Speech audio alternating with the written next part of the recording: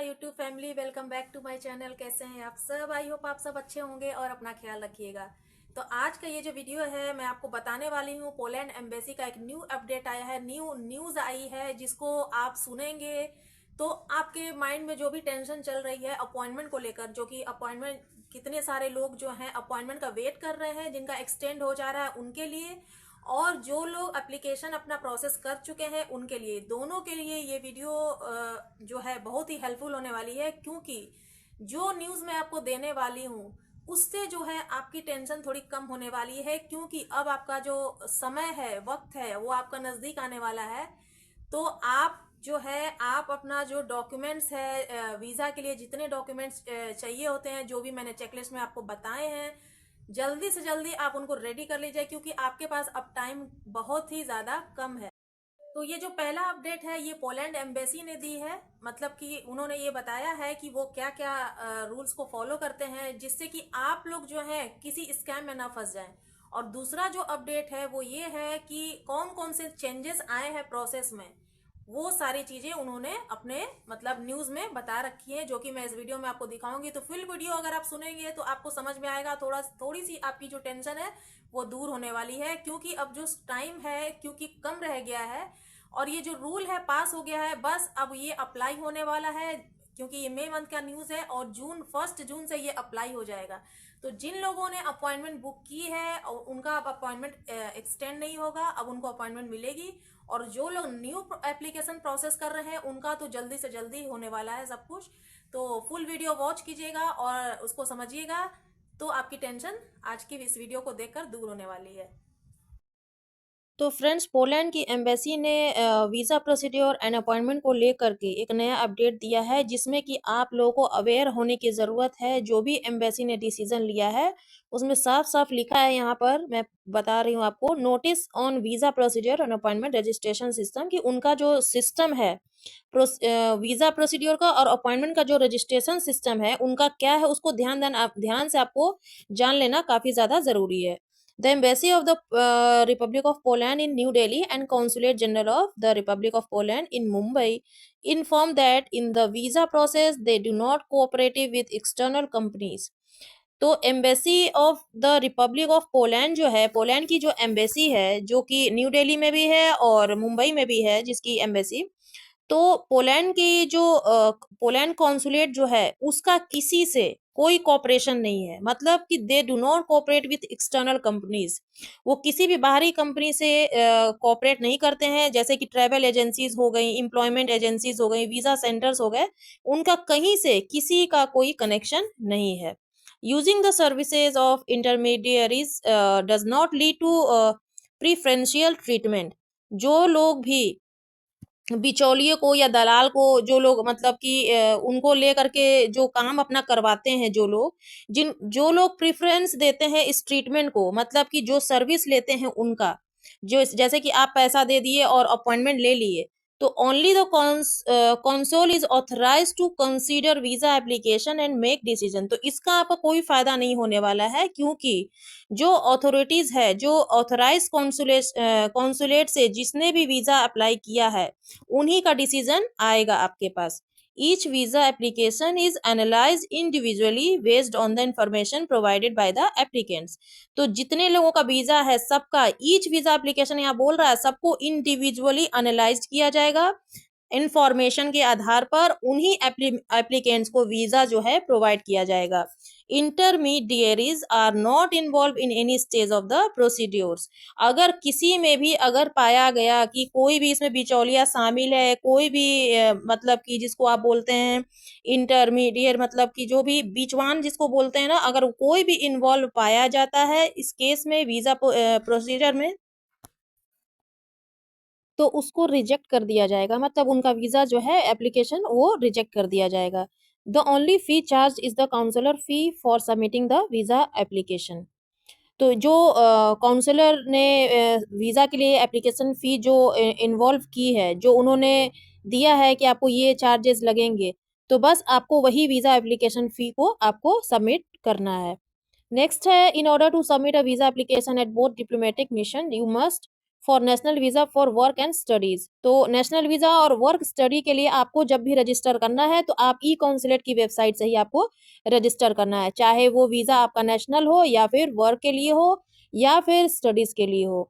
Choose the language version, then select India, embassy of New Delhi और consulate general of republic of Poland in Mumbai, and in the menu the option national visa, register the form. तो जैसा कि मैंने एक video में आपको बताया है पूरा करके कि ई कॉन्सुलेट वेबसाइट पर आपको जाना है, आप जिस भी कंट्री से हैं बस वहाँ पर आपको कंट्री सेलेक्ट करना है, उसके बाद का प्रोसेस सबका सेम है। तो इंडिया वाले जो हैं न्यू दिल्ली एम्बेसी में अगर सेलेक्ट करते हैं तो वो न्यू दिल्ली के कॉन्सुलेट से, जो कि general of the republic of Poland जिसमें दिया है, आपको वहाँ से अपना जो एप्लीकेशन फॉर्म है, वो रजिस्टर फॉर्म है, उसको आपको फिल करके आगे का प्रोसेस करना है।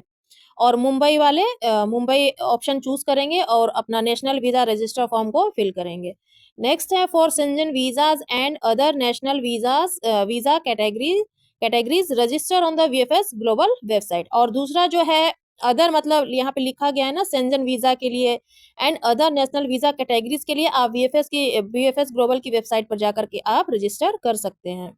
Slots for national work visa appointments indicating the dates on which you must report to the selected VFS visa application center. The visa form completed in the e-consulate system and printed out along with document justifying the purpose and condition of your stay in Poland are assigned via an electronic draw.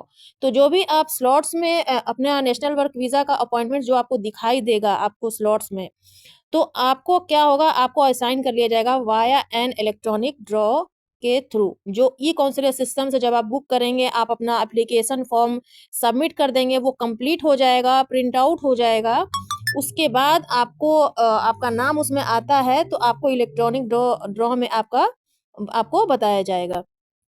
Slots for national study visa appointments indicating the dates. जो national study visa का appointment है उसमें slots में आपको dates जो हैं उसमें indicate करता है on which you must report to the selected VFS visa application centre with visa form completed in the e consulate system and printed out. तो इसको आप सिलेक्ट कर सकते हैं और वीजा एप्लीकेशन सेंटर में आप वीजा फॉर्म को कंप्लीट करके, जो कि ई कॉन्सुलेट सिस्टम पे जो आपने फिल किया उसको कंप्लीट करके आप उसका प्रिंट आप ले सकते हैं along with documents justifying the purpose and condition of your stay in Poland are signed as per the order of registration. इसके बाद आप यहाँ पर देख लेंगे each applicants who completed the registration receive information about the assigned date via the contact details they provided during the registration. तो जो भी एप्लीकेंट्स हैं जिसने अपना रजिस्ट्रेशन कंप्लीट कर लिया है, उसके बाद जो उनको इन्फॉर्मेशन रिसीव होती है तो उनको एक असाइंड उनको डेट मिल जाती है, उसके बाद उनको डिटेल्स उनको कांटेक्ट करने पड़ते हैं। वो लोग क्या करते हैं, दे प्रोवाइडेड ड्यूरिंग द रजिस्ट्रेशन, जो उनको प्रोवाइड किया जाता है रजिस्ट्रेशन के टाइम पर कांटेक्ट डिटेल्स जो आप प्रोवाइड करते हैं, तो उसके थ्रू आपको डेट्स मिल जाती हैं। Slots are assigned once a week. देखिए हफ्ते में एक बार ये स्लॉट्स जो है असाइन किए जाते हैं। In order to submit visa application one must report in person at the date assigned by the system to the selected VFS visa application centre. यहाँ पर देखिए the embassy of republic of Poland in New Delhi, the consulate general of the republic of Poland in Mumbai do not arrange appointments for visa applications. तो ये यहाँ पर ये दिया गया है कि जो एम्बेसी है रिपब्लिक ऑफ पोलैंड की new Delhi and consulate general of the republic of Poland Mumbai में, ये लोग अपॉइंटमेंट अरेंज नहीं करते हैं वीजा एप्लीकेशन के लिए। In the visa process no additional documents are required other than those indicated in the information visa process available on the website. तो कोई भी ऐसा एडिशनल डॉक्यूमेंट्स वगैरह जो होता है ना, रिक्वायर्ड नहीं होता है वीजा प्रोसेस में, then those indicated in the information और visa process available on the website. The Embassy of the Republic of Poland, New Delhi, and the Consulate General of the Republic of Poland, Mumbai, do not cooperate in any way with travel agencies or other entities or person intermediating in visa services. तो यहाँ पर बताया जा रहा है new Delhi और मुंबई में जो लोग अपना वीजा का प्रोसेसिंग करते हैं तो do not cooperate in any way, किसी अलग तरीके से, जैसे कि ट्रैवल एजेंसीज हो गई या अदर एंटिटीज हो गई, और कोई पर्सन हो गया, मतलब उसमें जो शामिल हो गया वीजा सर्विसेज में, तो ये सब रिपब्लिक ऑफ पोलैंड की जो एम्बेसी है वो सब ये अलाउ नहीं करती हैं। Visa applications must be completed by the applicant on the e consulate portal. तो जो अभी वीजा एप्लीकेशन जो आपको अप्लाई करना है, जो भी एप्लीकेशन आपको सबमिट करना है वो एप्लीकेंट्स ही करेगा और ई कॉन्सुलेट पोर्टल की वेब पोर्टल पर जा करके ही उनको करना होगा, या फिर वीएफएस सिस्टम पर जा करके आपको करना होगा, depending on the type and category of the visa. The allocation of an appointment for submitting visa documents is also not dependent on the use of external entities। और जो भी अपॉइंटमेंट एलोकेट की गई हैं for submitting visa documents is also not dependent. तो ये सब जो है आपको नॉलेज आपको लेना बहुत ज़रूरी है। ये जो नया अपडेट आया इसको मैंने आपको बता दिया है, और ये जो अपडेट आया है आप इसको ध्यान से पढ़िए और ज़्यादा से ज़्यादा वीडियो को शेयर कीजिए ताकि जो नया अपडेट है ये और लोगों तक पहुंच जाए। तो अभी बताती हूँ मैं नेक्स्ट अपडेट क्या आया है, तो चलते हैं अभी और देखते हैं क्या है। तो फ्रेंड्स नेक्स्ट जो चेंज आया है, ये चेंज जो जब आपका प्रोसेस होगा तो उसके बाद क्या क्या चेंजेस आएंगे उसके बारे में यहाँ पर मैं आपको अपडेट दे रही हूँ कि क्या क्या चेंजेस आएंगे। New changes of employing foreigners in Poland for 2025। आप देख सकते हैं 2025 का है ये जो न्यू चेंज आए हैं एम्प्लॉयर्स के एम्प्लॉय के लिए, जो फॉरेन वर्कर्स हैं उनके लिए क्या क्या चेंजेस आए हैं। Discover key changes in employing foreigners in Poland for 2025। No labour test, full digitalisation, new permit rules, contract obligation and strict checks. Means आपको जो नया चेंज आया है उसमें आया है आपका कि कोई लेबर टेस्ट नहीं होगा, सब कुछ फुल डिजिटलाइजेशन हो गया है, न्यू परमिट रूल्स आए हैं और कॉन्ट्रैक्ट ऑब्लिगेशन भी है जिसमें आपको स्ट्रिक्ट चेक्स मतलब कि उसमें स्ट्रिक्ट तरीके से आपको चेक करवाना पड़ेगा इम्प्लॉयर को। ये आपके लिए नहीं है बट ये फॉरेनर्स के लिए है, बट इसमें इम्प्लॉयर्स का रोल होता है। तो यहाँ पढ़ते हैं the new regulations regarding the employment of foreigners in Poland were passed by the senate on March 13, 2025। तो ये जो नया रेगुलेशन आया है एम्प्लॉयमेंट का फॉरेनर्स के लिए पोलैंड में, तो वो 13 मार्च को सीनेट में ये पास कर दिया गया है and adopted by the Sejm with amendments on March 2025। तो इसमें अमेंडमेंट कर दिया गया है जो कि 20 मार्च को हो गया था, और the law was signed by the president of the republic of Poland on April the 2025। और ये जो नया कानून बनाया है उस पर जो प्रेसिडेंट है रिपब्लिक ऑफ पोलैंड के उनका सिग्नेचर भी हो चुका है 10 अप्रैल 2025 को, और and is now awaiting publication in the journal of laws. अब बस इंतजार है तो सिर्फ इसको पब्लिकेशन को मतलब इस कानून को लागू करने का इंतजार है, जो कि it will come into force on the first day of the month following 14 days after it's official publication. तो ये जब आएगा ये मतलब जैसे on the first day of month following 14 days after official, जैसे ऑफिशियल पब्लिकेशन जब हो जाता है तो 14 डेज के बाद इसको लागू कर दिया जाता है। At this stage we already know it will not be May first. तो इस कंडीशन में इस स्टेज पर जो है मतलब कि 1 मई को अभी ये लागू नहीं किया गया है। The most likely effective date is June 1, तो इसको 1 जून को लागू कर दिया जाएगा। Several new updates have been made regarding employments of foreigners in Poland, as we will summarize if you in this article। तो इसमें कुछ ऐसे अपडेट आए हैं, कुछ अलग अलग ऐसे अपडेट आए हैं जो मतलब जो फॉरेनर्स हैं एम्प्लॉयमेंट के मतलब वर्कर्स हैं फॉरेनर वर्कर्स हैं पोलैंड में जो आने वाले हैं या जो अप्लाई करने वाले हैं उनके लिए नीचे समराइज किया गया है कि क्या क्या जो है चेंजेस किए गए हैं। तो यहाँ पहला चेंजेस जो है वो है elimination of the labour market test. तो इसको मैंने बताया था आपको कि अब लेबर मार्केट टेस्ट को हटा दिया गया है। The obligation to conduct a labor market test which required checking if there were any available Polish candidates for a given job position is being eliminated। मतलब कि कोई भी पॉलिश कैंडिडेट अवेलेबल है या नहीं है, अब इसका इंतजार नहीं किया जाएगा। अब मतलब जिसको जॉब देनी है उसको जॉब दी जाएगी, और इसको लेबर मार्केट टेस्ट जो है इसको इसीलिए खत्म किया जा रहा है ताकि इसका एम जो है कि वर्क परमिट का जो प्रोसेस है फॉरेनर्स के लिए वो जल्दी से जल्दी हो जाए। मतलब कि जो फॉरेनर्स वर्क परमिट के लिए अप्लाई कर रहे हैं पोलैंड के लिए, पोलैंड में जॉब करने के लिए, वो जो प्रोसेस है जल्दी से जल्दी उसको तेज करना है और जल्दी से जल्दी उसको मतलब दिलवाना है ताकि लोगों को वर्क परमिट जल्दी से जल्दी मिल जाए। और इसका एम यही है कि इस चेंजेस को, इस एम को सिंप्लीफाई कर देना है और जॉब पोजीशन को जल्दी से जल्दी फिल करना है। सेकंड अपडेट है वो है फुल डिजिटाइजेशन ऑफ प्रोसीड्यूर्स। मतलब कि the process of obtaining work permits will be fully digitise. तो जो वर्क परमिट का प्रोसेस जो है जैसा कि मैंने बताया कि पूरा डिजिटलाइज हो गया है। Application will be submitted via the electronic system. जो भी एप्लीकेशन है उसको आप वाया इलेक्ट्रॉनिक सिस्टम से ही आप सबमिट कर सकते हैं। मतलब कि इलेक्ट्रॉनिक सिस्टम मतलब कि आप ऑनलाइन ऑनलाइन आप सबमिट कर सकते हैं। Additionally employers will be required to upload copies of the contracts signed with foreign workers into the system before the workers job starts. तो एम्प्लॉयर के लिए रिक्वायरमेंट ये है कि एम्प्लॉयर जो है वो कॉपीज को अपलोड करने से पहले फॉरेन वर्कर्स का उसको साइन लेना होगा into the system before the workers job start. जब जैसे फॉरेनर वर्कर्स जो हैं उनको जॉब स्टार्ट करने से पहले उनको उनके कॉन्ट्रैक्ट पर साइन लेना होगा। And for seasonal work this must be done with in 7 days after the job begins. और सीजनल वर्क में उनको क्या करना है, ये जो है 7 दिन के बाद, जॉब शुरू होने के 7 दिन के बाद ये काम उनको करना है एम्प्लॉयर को। नेक्स्ट है new rules for issuing work permits. Work permit issue करने का न्यू रूल्स आ गया है। The minimum work time for a foreigner to work in Poland is at least 1/4 of a full time job.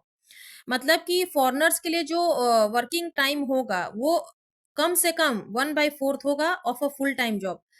If the foreign worker works part time और less, अगर foreign worker जो है वो पार्ट टाइम जॉब करता है या उससे कम करता है, या फिर a maximum of 20 hours per week, या एक दिन में वो 20 घंटा काम करता है, तो the work permit will be issued for a maximum of 1 year। तो मतलब कि समझ लीजिए कि अगर आप 20 घंटे से ज्यादा 20 घंटा तक काम करते हैं तो आपका जो वर्क परमिट है, अगर आपको जैसे मान लीजिए कि 1 year का वर्क परमिट मिला है या उससे कम का मिला है, तो वो आपका जो वर्क परमिट है वो बढ़ा दिया जाएगा। वर्क परमिट का इश्यू डेट जो है वो आपको आगे कर दिया जाएगा। मतलब मैक्सिमम ऑफ 1 year, 1 साल से ज्यादा का कर दिया जाएगा। तो आई होप ये नया रूल जो है आप समझ गए होंगे। Obligation to submit the contract. Employer will be required to submit a copy of the employment और civil law contract signed with the foreign worker into the electronic system before the employment begins. इसमें employers को जो उसने employment दिया है foreigner को या foreign worker को, जो उसने एम्प्लॉयमेंट दिया है उस पर उसकी कॉपी पर साइन करके उसको इलेक्ट्रॉनिक सिस्टम में उनको सबमिट करना होगा। ये काम एम्प्लॉयर का है। जो आपको काम दे रहा है वो आपसे साइन लेगा और उस कॉपी को इलेक्ट्रॉनिक सिस्टम में वो सबमिट करेगा। और नेक्स्ट है आपका work permits for new entities. Work permit for new entities में क्या दिया गया, for newly established companies work permit for a foreigner will be issued for 1 year if the company has been operating for less than 1 year। तो ये जो है इसमें जो न्यू कंपनी स्टैब्लिश हुई है, मतलब जो नई नई कंपनी अभी बनी है, नई नई कंपनी जो स्टार्ट हुई हैं, उसमें जो कंपनी में जो काम करने का वर्क परमिट दिया जा रहा है, मान लीजिए कि 1 साल से कम का वर्क परमिट दिया जा रहा है, लेकिन फॉरनर्स के लिए वो जो है यहाँ पर देखिए लिखा गया, foreigners will be issued for one year if the company has been operating for less than 1 year। अगर वो कंपनी 1 साल से कम का वर्क परमिट इशू करा रही है, लेकिन वो फॉरनर्स के लिए 1 साल के लिए इशू किया जाएगा। आप लोग इसको ध्यान से समझिएगा। अगर आपको 1 साल के लिए कोई नई कंपनी हायर कर रही है, तो 1 साल से कम का अगर वर्क परमिट है, लेकिन आपको वो 1 साल का वर्क परमिट दिया जाएगा। नेक्स्ट है reasons for refusal to issue work permits. तो इसका मतलब है कि रिफ्यूजल जो आपको आ रहा है वर्क परमिट इश्यू होने के बाद, जो आपका रिफ्यूजल आ रहा है उसका कारण क्या है। उसका कारण ये है कि जो भी लोग चाहते हैं कि जो भी यहाँ पर दिया गया है कि सोशल सिक्योरिटीज जो हैं वो चाहती हैं अगर कि किसी का मतलब कंट्रीब्यूशन जो है बकाया है या कुछ भी उनको अपना सब कुछ मेंटेन करना है, अगर उसके लिए अगर वो रोजगार मतलब रोजगार के उद्देश्य से नहीं, सिर्फ पोलैंड में एंट्री के उद्देश्य से अगर किसी को किसी फॉरेनर्स को लाना चाहते हैं, तो ये नहीं होगा। ये जो सुविधा है, इसके लिए एंट्री नहीं मिलेगी। अगर उनको वर्क परमिट इशू नहीं किया गया है, तो वो पोलैंड में एंट्री नहीं कर सकते हैं। यहाँ पर देखिए दिया गया है कंट्रीब्यूशन, और if the sole purpose of the application is to facilitate the foreigners entry into Poland without genuine employment intention. मतलब कि आपको वर्क परमिट उसके लिए इशू नहीं किया जाएगा कि आप जो है पोलैंड में सिर्फ एंट्री के उद्देश्य से आए। ऐसा नहीं है। आपको अगर काम करना है तो प्रॉपर आपको वर्क परमिट लेना होगा, तभी आपको पोलैंड के अंदर एंट्री मिलेगी। नेक्स्ट है 7 में increased inspections and fines for illegal employment of foreigners. तो यहाँ पर देखिए, यहाँ पर इंक्रीज किया गया है इंस्पेक्शंस को, जिसमें कि फाइन भी लगाया जाएगा। जो लोग इलीगल रह रहे हैं, इलीगल एम्प्लॉयमेंट मतलब कर रहे हैं, इलीगल मतलब काम कर रहे हैं, उनके लिए, उन फॉरेनर्स के लिए यहाँ पर फाइन्स लगाई गई हैं। तो पढ़ते हैं इसको। The national labour inspectorate and the border guard will be authorized to conduct simultaneous unannounced inspections of employed foreign workers in Poland। तो जो भी जो इंस्पेक्शन होगा, वो जो है, जो ऑथराइज नहीं है, उनको क्या करेंगे, इम्प्लॉयज को, जो फॉरेनर वर्कर्स हैं पोलैंड में, उनके लिए जांच इतनी ज्यादा तेज कर दी गई है। This means more frequent and thorough inspection, and employers will have increased responsibility for ensuring meeting with the regulations। Means जो ये द नेशनल लेबर इंस्पेक्टोरेट है, ये पीआईपी एक मतलब ऑफिस है, मतलब जांच एजेंसी है पीआईपी। और ये जो यहाँ पर बॉर्डर गार्ड लिखा गया है, ये सीमा रक्षक है। तो ये जो एजेंसीज हैं, इनको पूरा ऑथराइज किया, मतलब इनको पूरा ये इंस्पेक्शंस करने के लिए अनाउंस किया गया है कि जो लोग भी, जो वर्कर्स, जो पोलैंड में फॉरेन वर्कर्स हैं, वो अगर इलीगल रह रहे हैं या इलीगल वर्क कर रहे हैं, तो उनको ये राइट दिया गया है कि पूरे तरीके से वो इंस्पेक्शन करें। और यहाँ पर देखिए, this means more frequent and through inspections the end employer will have increased responsibility for ensuring meeting with the regulations. और यहाँ पर एम्प्लॉयर्स के लिए भी एक ये प्रॉब्लम हो गई है कि एम्प्लॉयर्स की जिम्मेदारी, जो रिस्पॉन्सिबिलिटी है, वो बढ़ा दी गई है कि वे जो हैं इस रूल्स को फॉलो कर रहे हैं या नहीं। मतलब कि जो रूल्स पोलैंड ने बनाए हैं फॉरेन वर्कर्स को लेकर के, कि कोई इलीगल नहीं रहेगा, कोई भी गलत तरीके से यहाँ काम नहीं करेगा। जो भी रूल्स बनाए गए हैं, उस रूल्स को एम्प्लॉयर जो है फॉलो कर रहा है नहीं, तो इसके इंस्पेक्शन के लिए ये जो पीआईपी है और बॉर्डर गार्ड है, उनको पूरी अथॉरिटी दी गई है कि वो पूरे तरीके से इंस्पेक्शन करें। उसके बाद क्या होगा, the new amendment specifies a range of fines for illegal employment from PLN 3000 to PLN 50,000। तो अमेंडमेंट के बाद ये जो न्यू अमेंडमेंट आया है इलीगल वर्कर्स के लिए, कि ये जो नया अमेंडमेंट, इसमें ये है कि अगर कोई भी ऐसा पकड़ा जाता है इलीगल एम्प्लॉयमेंट में, तो उसको 3,000 से लेकर 50,000 PLN तक फाइन देना पड़ेगा। वो उसके जॉब पर डिपेंड करता है कि वो कहाँ जॉब करता है, तो उसके अकॉर्डिंग ये उनको जो है फाइन लगाया जाएगा। तो आई होप ये जो नए की चेंजेस हुए हैं 2025 में, जो जून 2025 से ये स्टार्ट हो जाएंगे। जैसा कि अभी आपने देखा कि ये लागू बस होने ही वाला है आफ्टर 15 डेज। यहाँ पर देखिए 1 जून से ये हो जाएगा ये लागू। तो ये काम मतलब जो चेंजेस है ये आगे शुरू होने वाले हैं। तो इसको आपको और एम्प्लॉयर दोनों को ये रूल्स जो हैं, स्ट्रिक्टर चेक्स जो बने हैं, इनको फॉलो करना पड़ेगा। अभी तक वीजा प्रोसेसिंग में जो आपका टाइम इतना ज़्यादा लग रहा था, वो इस वजह से लग रहा था कि जो पोलैंड की गवर्नमेंट है, उन्होंने अपने रूल्स को तो बना दिया है, बस उसको पास नहीं किया, मतलब उसको अप्लाई नहीं किया है, जो कि 1 जून से होने वाला है। तो मुझे उम्मीद है कि इस वीडियो से आपकी टेंशन थोड़ी सी कम हो गई होगी। तो इससे पहले देर हो जाए, अभी आपके पास बहुत कम टाइम है 1 जून आने में। तो आप फटाफट से जो आपका जो पेपर है, डॉक्यूमेंट्स है, वो सब कुछ अच्छे से रेडी कर लीजिए। जिस डॉक्यूमेंट्स पे आपको अपोस्टाइल कराने हैं, आपका जो पासपोर्ट है वो कम से कम 6 महीना नहीं तो 1 ईयर तक तो वैलिड होना चाहिए। मतलब कि उस पर डेट होना चाहिए कि आपका पासपोर्ट वैलिड है।